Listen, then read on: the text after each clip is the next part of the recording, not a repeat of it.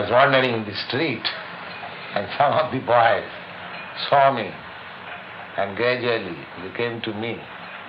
And actually I did not try anything for developing this institution. The boys did it.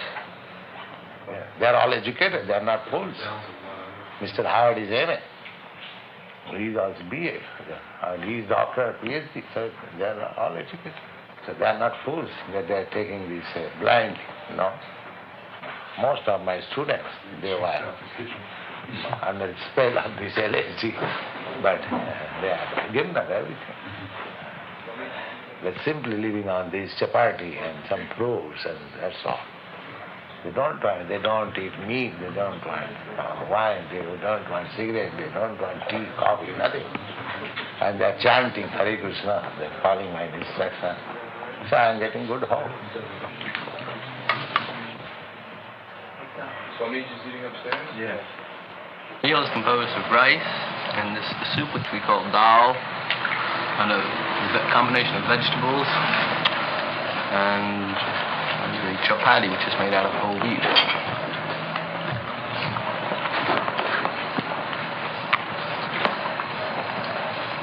You see, it's all vegetable and grain. Sometimes some fruit. There's fruit in the dal. No meat. No animal product. Just eggs. This is because in the Gita, Krishna has told us what he wants us to eat, namely fresh fruits and grains, not animal products. And so we have a very delicious meal here. It's very cheap. It goes a long way. It's quite easy to prepare, and we have a lot of fun.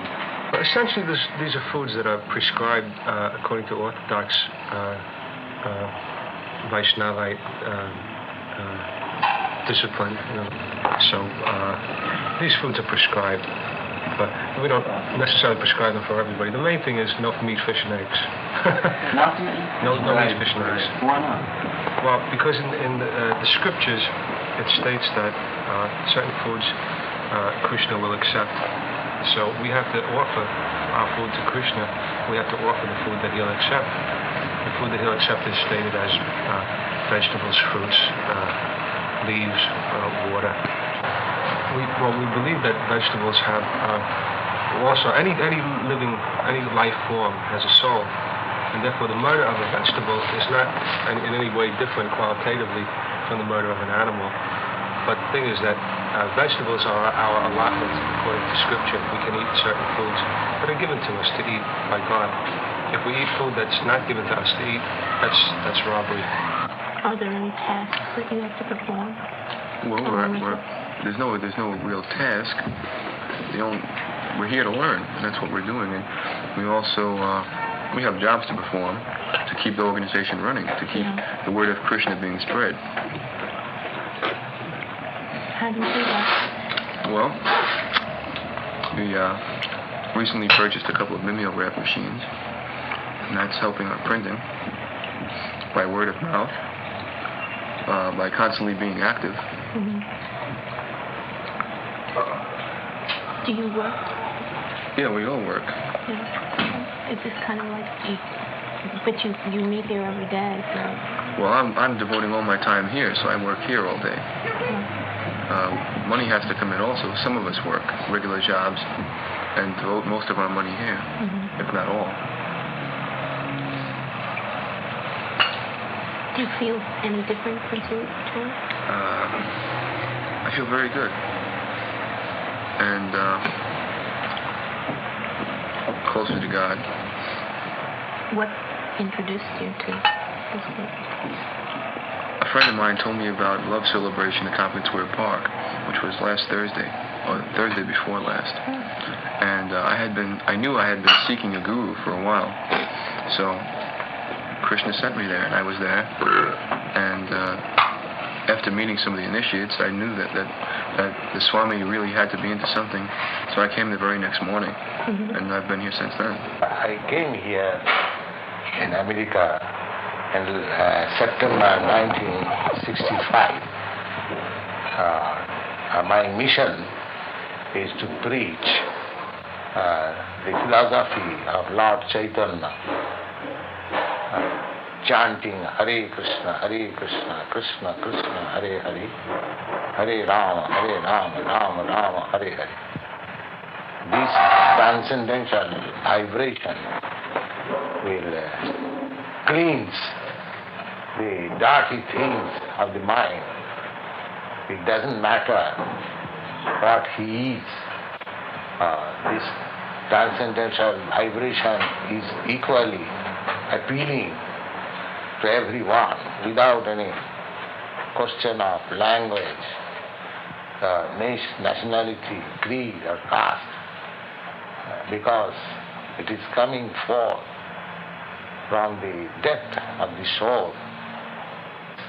This simple vibration can deliver the people of this age to salvation.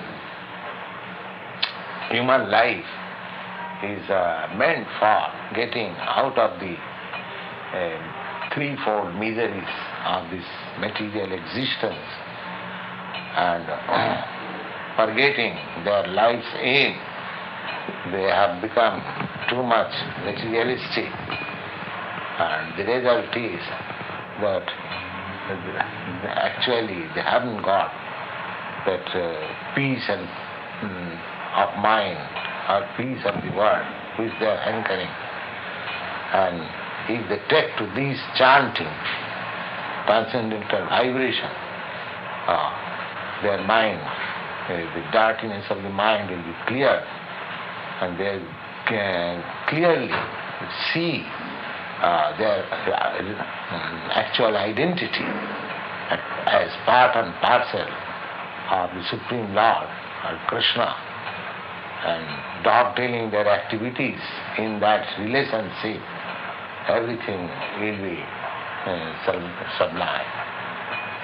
I think how we're different from drunk people also is to realize that God is here and in my heart and all over all the time, but we're realizing this consciously.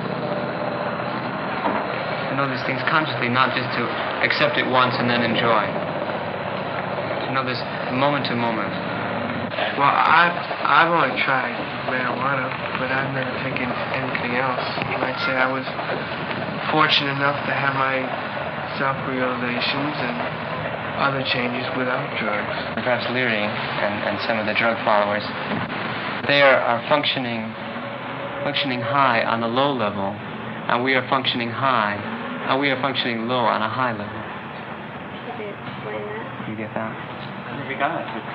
They're functioning high. They're this feeling, this sensual perception, which is extended so far, but they're enjoying foods and they're enjoying their incense and colors and all these things. This anybody can do. And we are not enjoying these things, but we are functioning on this high level, on the level of God. But we must consider ourselves as the gopis, so that we can love Krishna that much more, that we devote our whole lives to Krishna, and we must consider ourselves as females, you see. But let's be careful. It takes many, many lifetimes of perfection to get to be a gopi. Yeah. One has to be the supremely developed, perfect in perfection to be able to qualify as a gopi. This is the ultimate. But the reason that one of the people mentioned before that being feminine is that when the masculine love and the feminine are love, and that you are feminine so that you can be loved by Krishna. Well, does this have anything to do with being celibate, or This has to do with sexual, or that the supreme being, of course, is male because he is Purusha, as they say in Sanskrit. That is, he is the origin, he is the creator. He is the seed, he plants the seed in the material universe of which we are the result. Therefore, we are the feminine. this is not Whole material creation. Well, He is the Supreme Father. That has nothing to do with it. Yeah.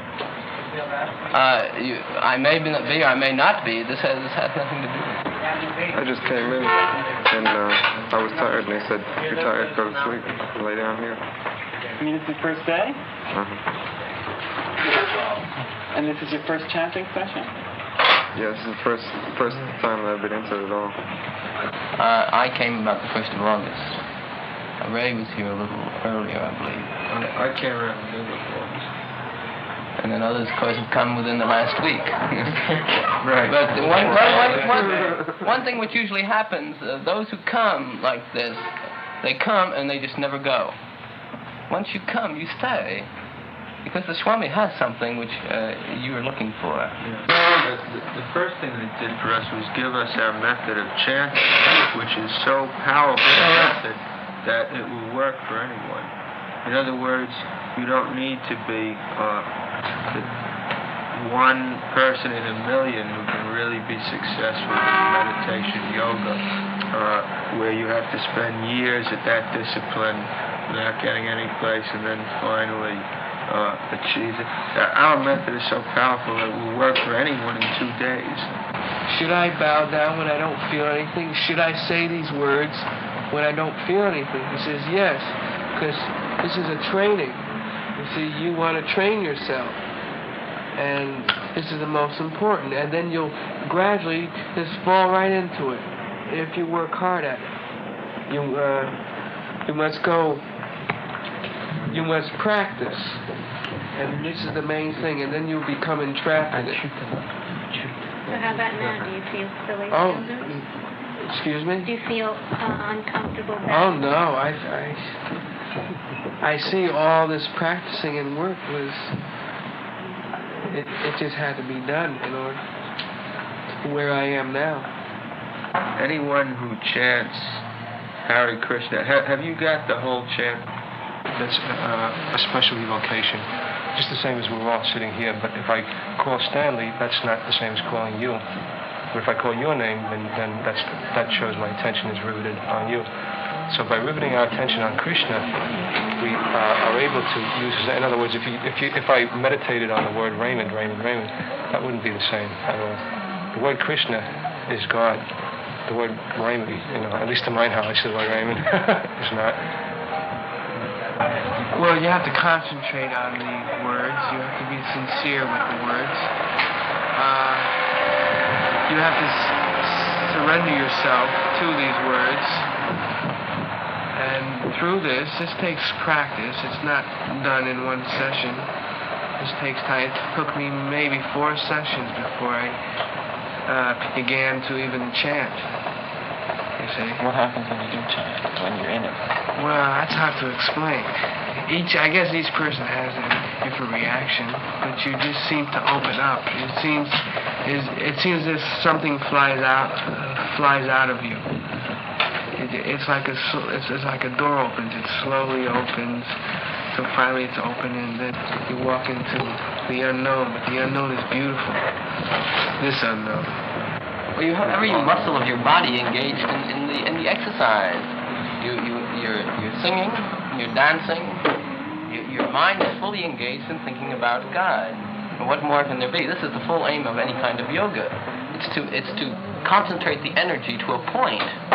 And in this kirtan, your energy is concentrated on one point, God. Hare Krishna, Krishna Krishna, Hare Hare, Hare Rama, Rama Rama, Hare Hare. What more could you want?